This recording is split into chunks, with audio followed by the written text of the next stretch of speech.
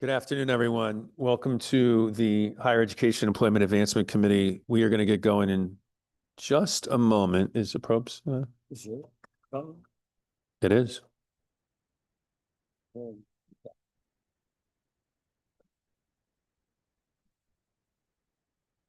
We'll get started in just a moment.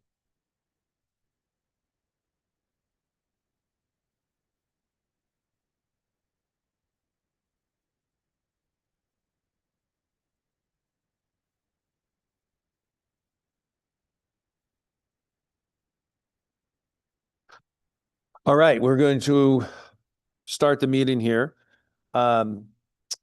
See if before we get going, we have three items on the agenda here, so it's a pretty short one. If there's any comments from my co-chair or Good House ranking member. Okay. All right, so seeing none, can we have three bills, and we're going to do them each individually. And so the first one is House Bill number 5159. It's an act funding journalism fellowships for graduates of public institutions of higher education. I'll describe it a little bit more once we get a motion in a second to JFS this. So can I have a motion, please, to JFS this to appropriations? yes, I'll do it. LCO number 2010. Thank you for the LCO on the JFS. Is there a second? Second. Let's all right, Representative Farrar, yes. Thank you for the second, Representative. Okay, so as we mentioned, there is some JFS language, and the big change is the recipient of the funds is going to a nonprofit that will then help administer the program, and it's going to be housed out of OPM, not OHE. That is the substance of the JFS language. Representative Farrar, is there anything that you would like to add? No, just thank you to the chairs and the vice chairs and the rankings for the discussion. I thought we had a great public hearing last week and heard some valuable perspectives from folks who teach journalism students, have been journalism students, and our local news organizations about the value of this for so many folks in our state. So thanks for the work on this again this year. Thank you, Representative, for your leadership on this. This is, I think, a pretty creative attempt to address the substantial shortage of journalists. It's, of course, a national problem. It even goes, of course, beyond just our country, but certainly it's a national problem, and it's a problem we face in Connecticut as well.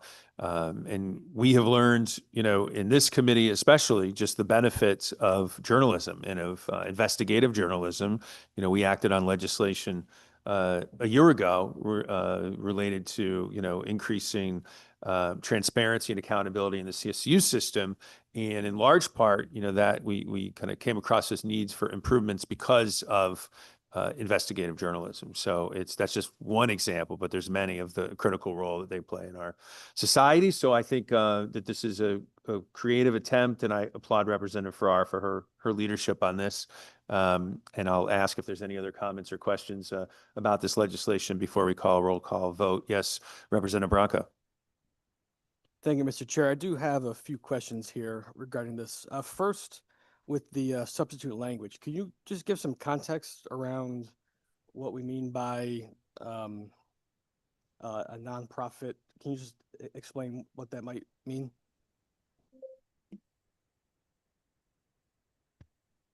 Yes, I'll field that question. I think, many of us, and I actually think you were included in this conversation, Representative Branco, we were discussing whether or not it was made sense for state government itself to distribute resources to journalism outlets. And we decided that a best practice might be that we don't do that directly. So what the substitute language suggests is that OPM establish a memorandum of understanding with a nonprofit that we know has close ties, not only with journalism programs at institutions across the state, but also with journalism outlets around the state, and that they would probably be better suited to make the determination about where the journalism fellows and those resources ultimately land, rather than have that be a decision made by state government. And so the substitute language in line 6 specifically outlines that the memorandum of understanding with the OPM should be made with a student journalism collaborative. You might recall that one of the organizations that offered testimony at the public hearing is exactly that, a student journalism collaborative, a nonprofit that is affiliated with a number of universities around the state. And they seemed capable of being able to make the final determination of where the resources go. Thank you. I appreciate that Representative clarification. Brock. Sorry, I appreciate that clarification. Do we know how much we're looking to spend per fellow for this fellowships?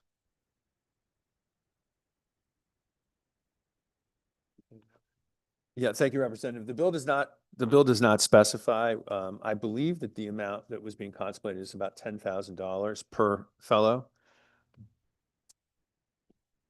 Thank you. And how long would each fellowship be?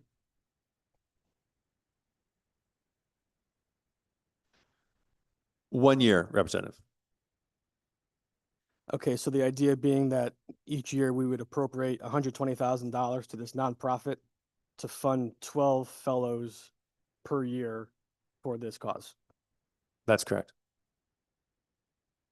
Thank you. I'm wondering, do we have anything similar in terms of a fellowship for any other occupation? Do we have like a model for this for any other field other than what we're trying to do here for journalism? I'm not aware of any, but there may be some that some of my colleagues are, but I'm not aware of any. Representative. Okay, and that all the questions I think I have, but that kind of gets to the core of my disagreement with this bill. I'm just not sure it's the place for government to be funding journalism, albeit not directly through a nonprofit, but I mean, we're still looking here to pay journalists essentially, you know, other occupations, other fields.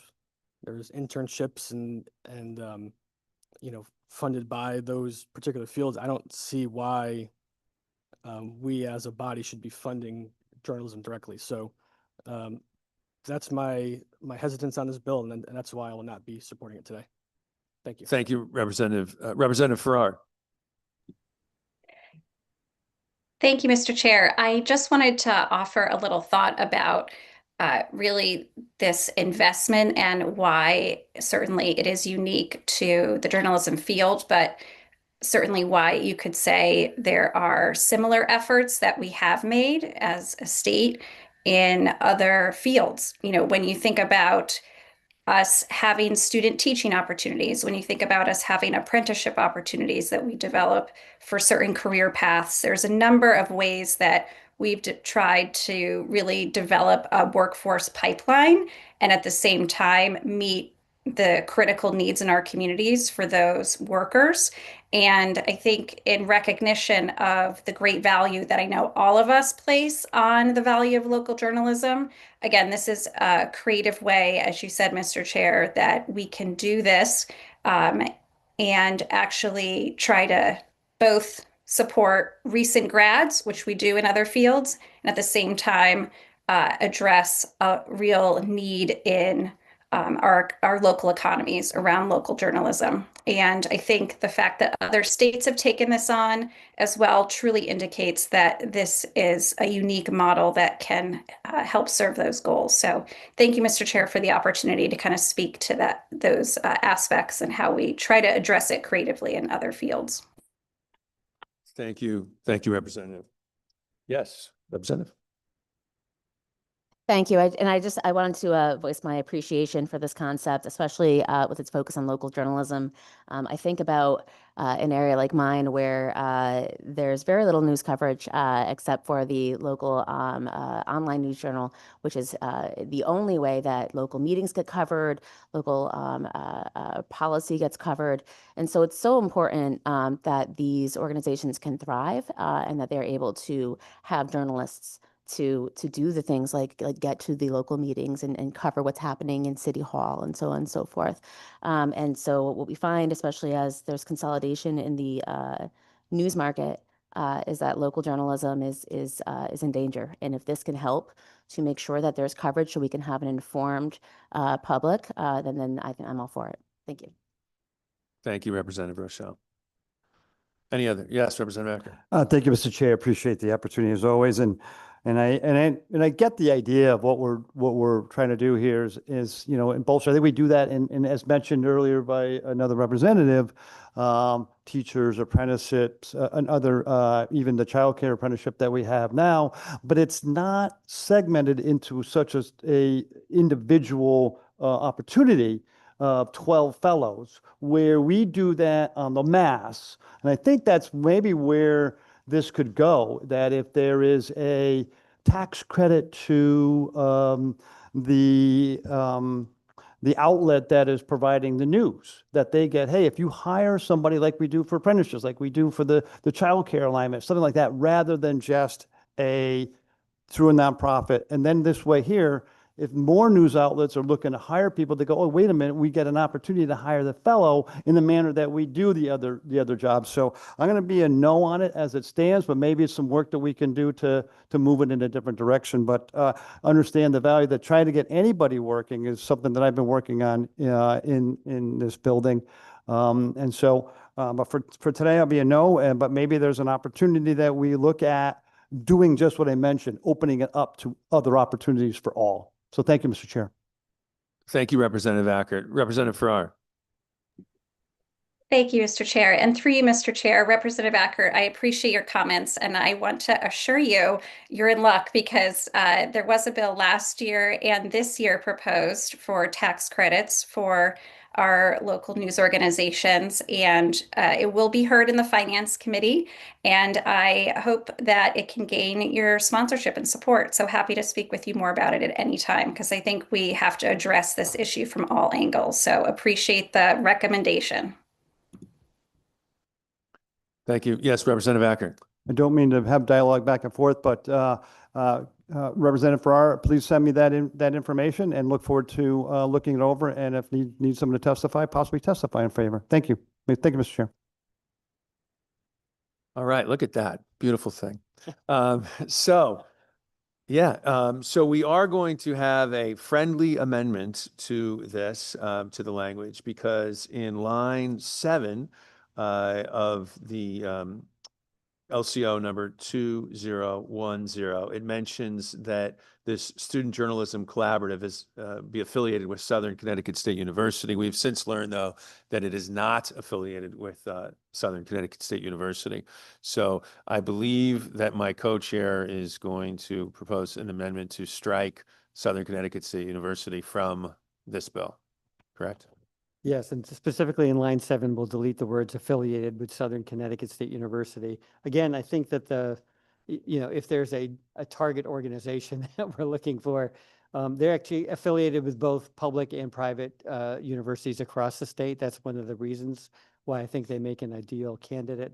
But this probably goes one step too far in sort of describing the nonprofit. Ultimately, it will be up to the Office of Policy Management to do an RFP, and that nonprofit will have to go through a process to be selected to be the recipient of this money. Anyone else, any other nonprofits that sort of fit the qualification of being a student journalism collaborative may also be able to apply. But I think the bill is strengthened if we remove the affiliation with Southern. I'd make that in the form of a motion. I will second that emotion. and that motion. And so we are in a place where we can take I believe you're okay for a voice vote on that? Okay. So can we have a voice vote? All those in favor of that motion, say aye. Aye. Aye. Thank you. Any opposed? Okay, great. So that motion is approved. And now, I think I already called for the motion for JFS to the floor. So if there's no further comments, we'll have the clerk do a roll call vote here on the bill, LCO number 2010. To appropriations, yes, to approach. JFS to approach. Madam Clerk. This is a roll call vote to JFS to appropriations for LCO number 2010. Senator Slapp, Yes. Rep. Haddad, Yes. Senator Martin, Rep. Bronco, No. Senator Gadkar Wilcox, Senator Gadkar Wilcox is yes. Rep. Rochelle, Yes. Rep. Ackert, Rep. Case, Rep Case, no. Senator Cohen, I think you said my name. Senator Cohen votes yes. Rep. Collins, Maine, Yes. Rep. DeFranzo. DeFranzo's a yes. Sorry, can you say it one more time? I didn't see your face. DeFranzo's a yes. Okay, thank you. Rep. Farrar, Farrar is a yes. Thank you. Senator Flexer, Rep. Fortier, Fortier is a yes. Senator Maroney, Maroney is a yes. Rep. Paris, Paris is a yes. Rep. Sweet, Sweet is yes. Rep. Weir,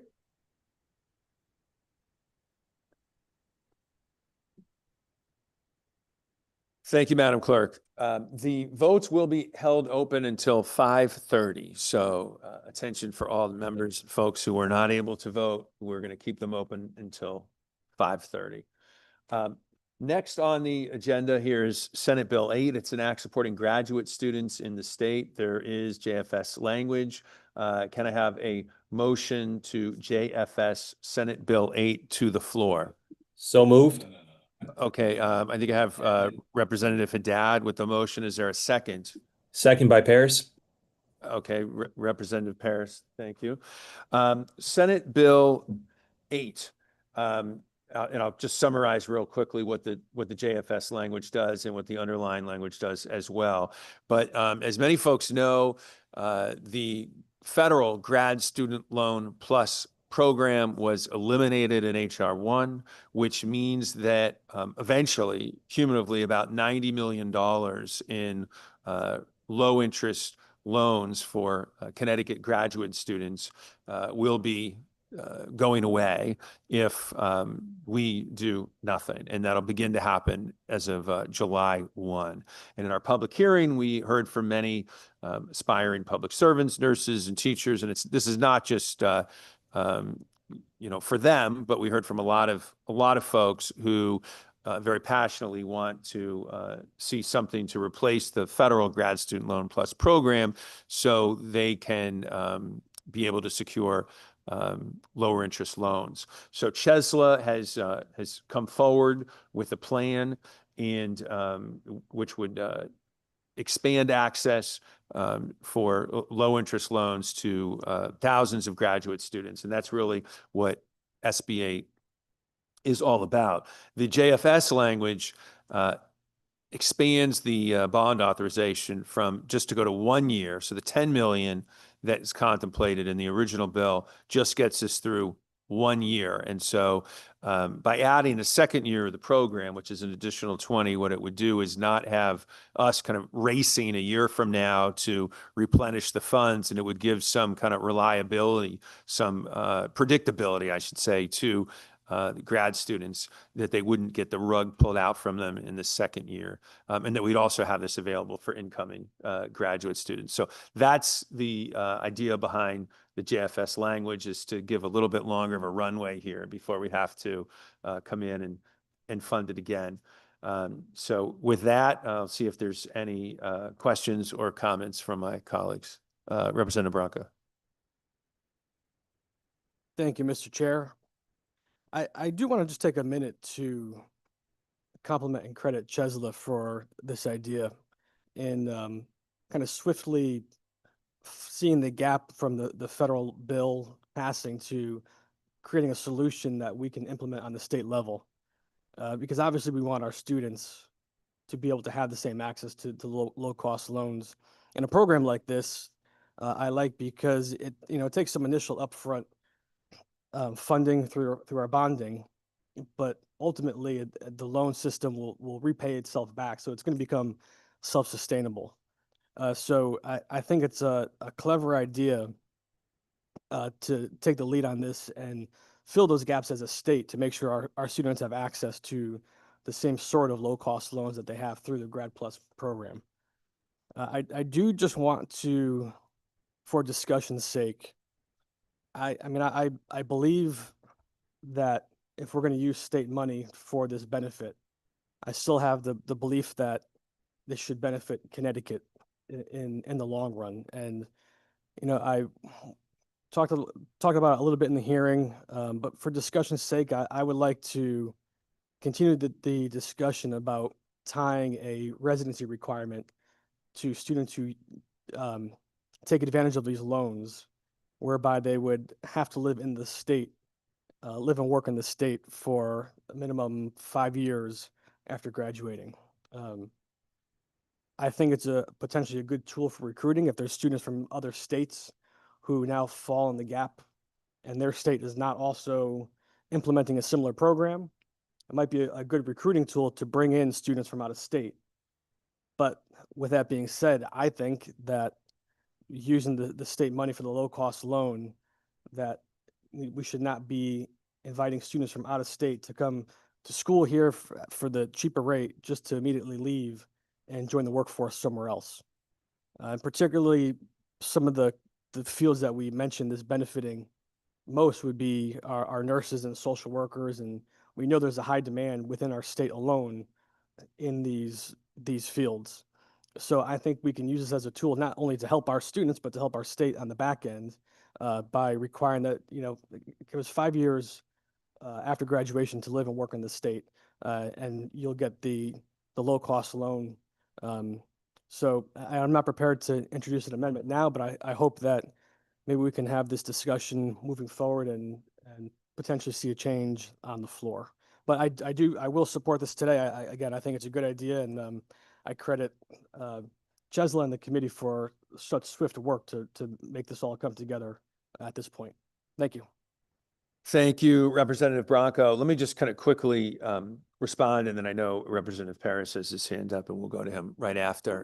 And I think your comments are very representative, very thoughtful. And I would say that, and I think it's important for everyone to know that my co-chair and I, and we've discussed this with other members of the committee, had conversations with representatives from Yale University, and they do not intend to participate in this. I think they're creating their own grad student loan plus program. Part of the reason I mention that is because it's my understanding that, that they would have otherwise potentially their students maybe,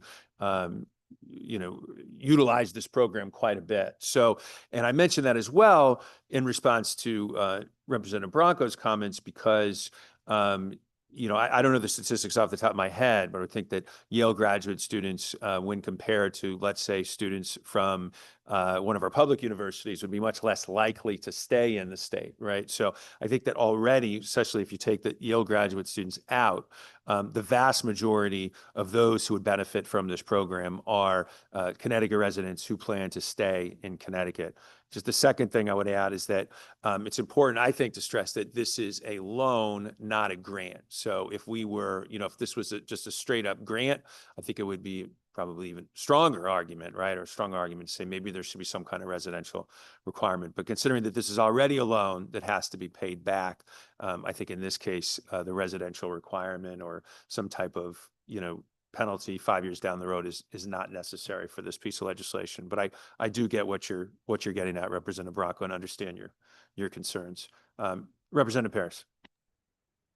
Thank you, Mr. Chair. And I just like to have some comments on the record. Certainly want to just commend the chairs and ranking members for your work on this, and for our other committee members for their work on this, and obviously with Chesla.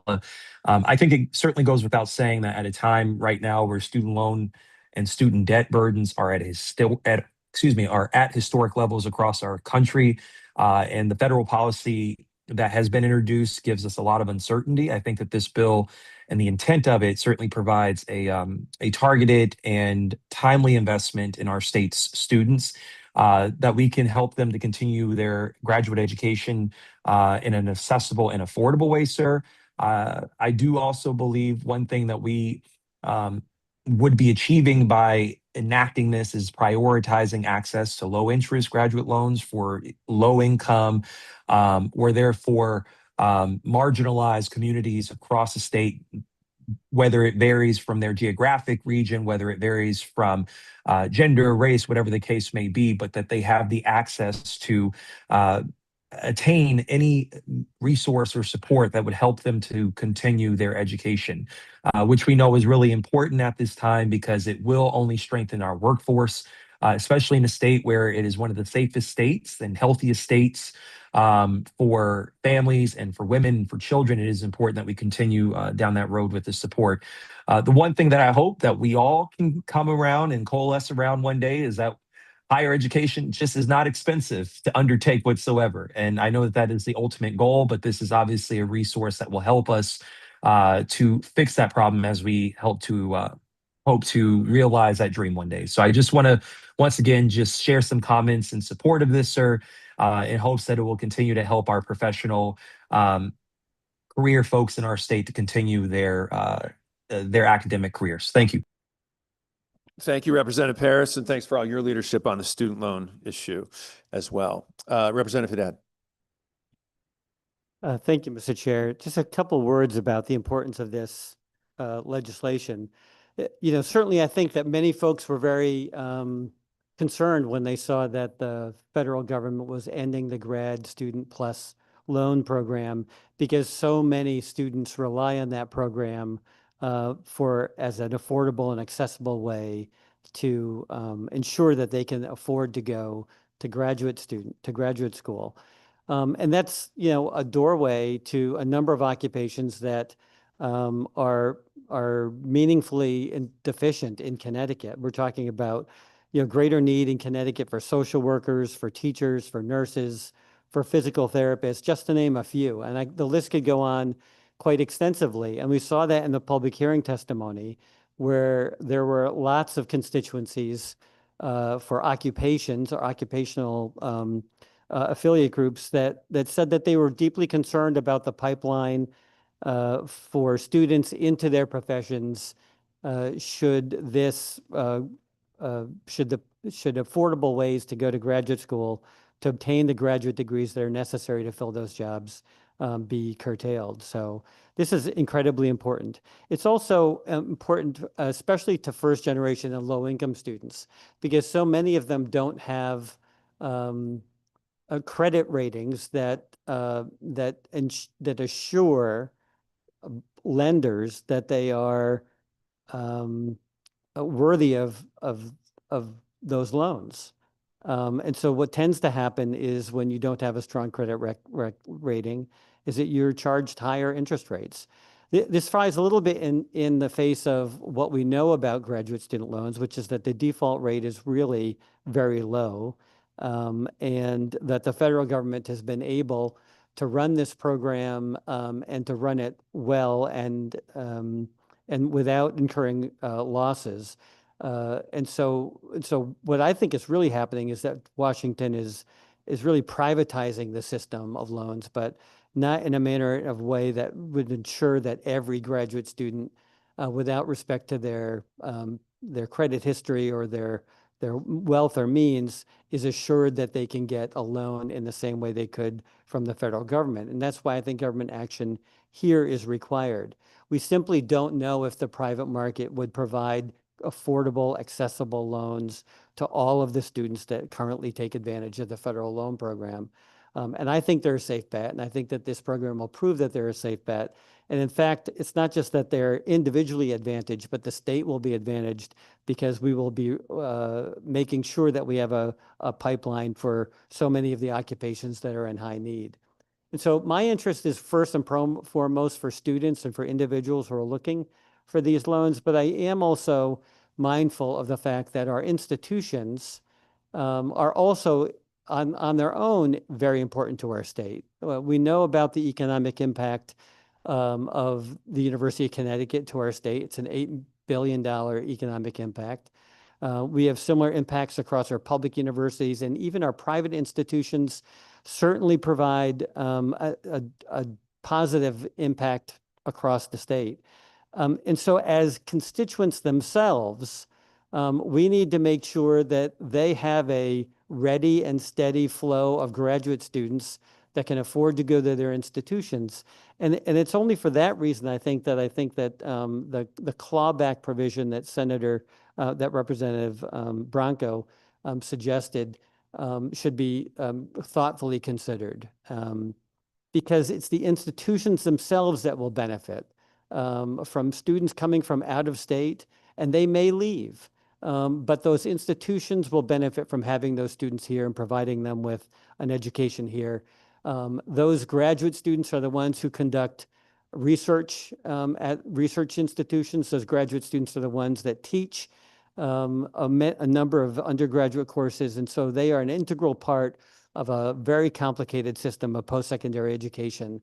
And they're attracting them here and making sure we have adequate numbers of graduate students at our institutions to meet both their business model and also to ensure that we have a well-rounded group of folks earning these higher degrees, it gets to be important for that flow in and of itself. And so because this ensures that we have an affordable system, that it's a reliable system, and it's an accessible system, strongly support the legislation and hope that we will pass it. I'm glad it will come out of this committee with bipartisan support, and certainly support its passage as soon as possible, given the urgency for institutions, for students who are looking now to make decisions about where they're attending graduate school in the fall. So thank you very much.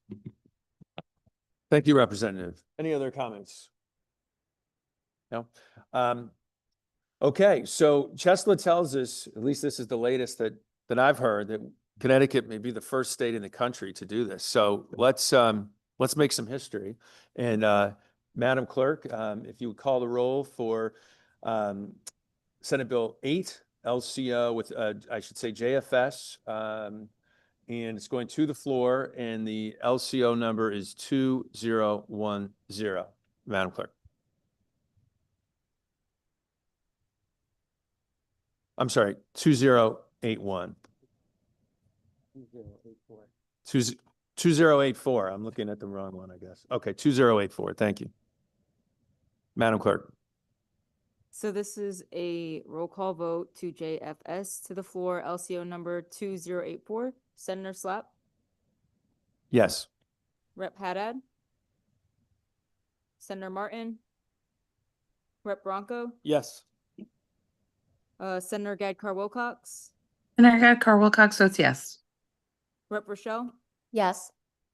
Rep. Ackert, Yes. Rep. Case, Representative Case votes yes. Senator Cohen. Senator Cohen votes yes. I'm sorry, I didn't see your face on the screen. Would you be able to say that one more time? Senator Cohen votes yes. Thank you. Rep. Collins, Maine, Rep. Collins Maine votes yes. Rep. DeFranzo, DeFranco's a yes. Rep. Farrar, Rep. Farrar votes yes. Senator Flexer, Rep. Fortier, Rep. Fortier votes yes. Senator Maroney, Maroney votes yes. You're making an economic here. Harris. Harris votes yes. I'm sorry, for some reason your face didn't come up on the screen either. Would you be able to say it one more time, please? Harris votes yes. Thank you. Rep. Sweet, Sweet votes yes. Rep Weir. Thank you, Madam Clerk. And again, votes will remain open until 5:30. Our last piece of legislation that we'll be acting on here is Senate Bill number 150. It's an act concerning legislative commissioners' recommendations for technical revisions to the higher education statutes. It's at JFS to the floor. The LCO, and I'm going to get it right this time, is 1973, my birth date here. So can we have a motion, please?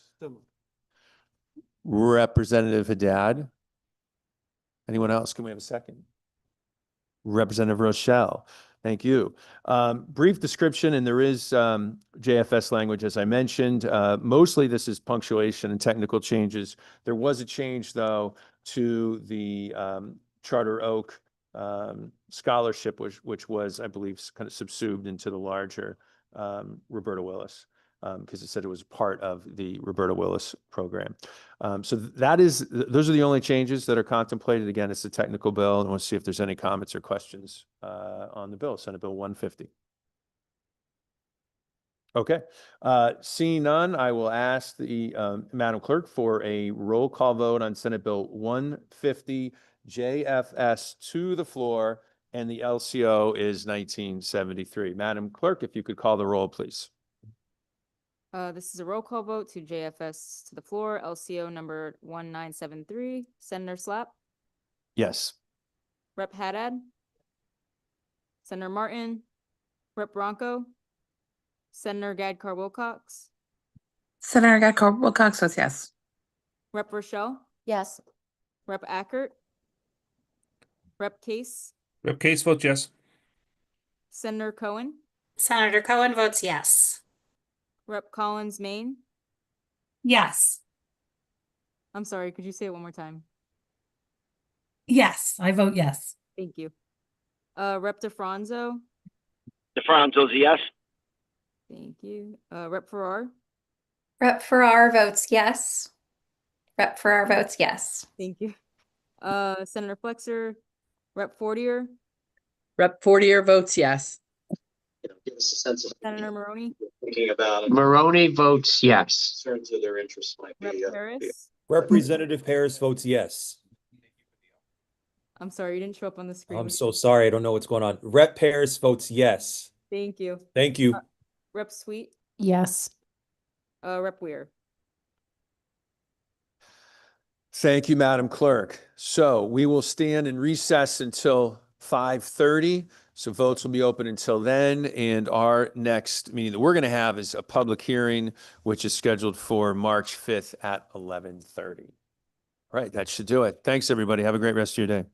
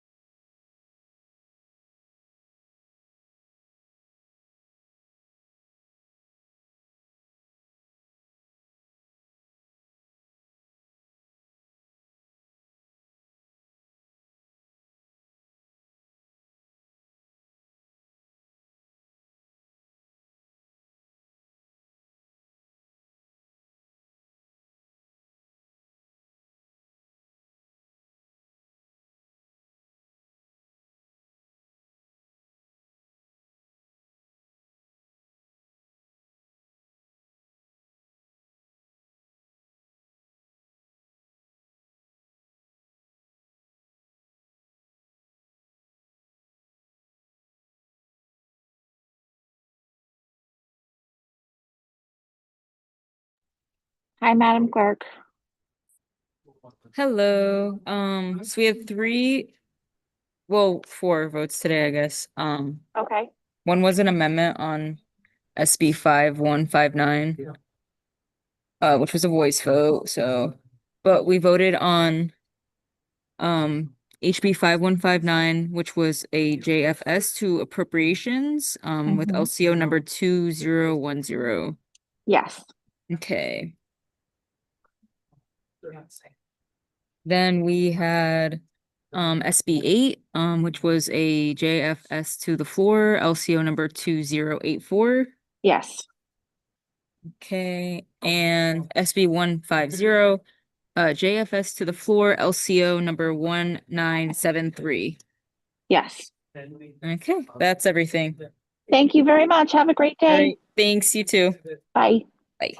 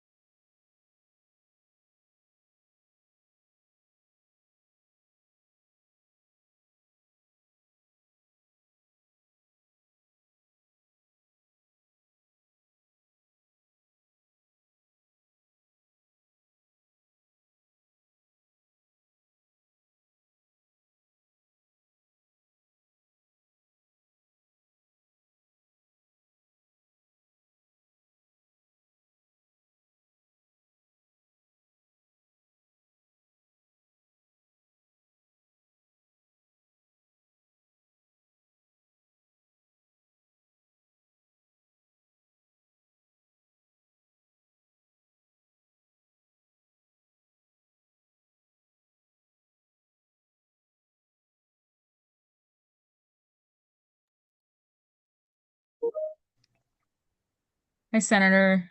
Hi, can you hear me? Yep, okay. Okay.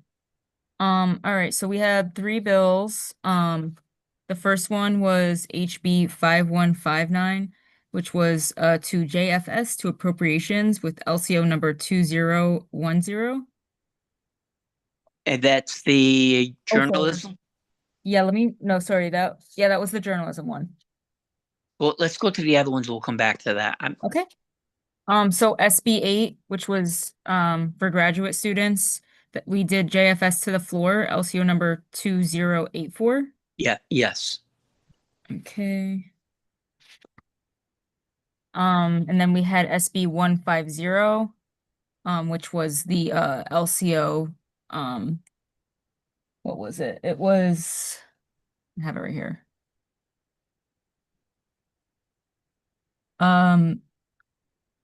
Recommendations for technical revisions for LCO, for higher ed statutes, and that was a JFS to the floor, LCO number 1973. Yeah, yes. Okay. All right.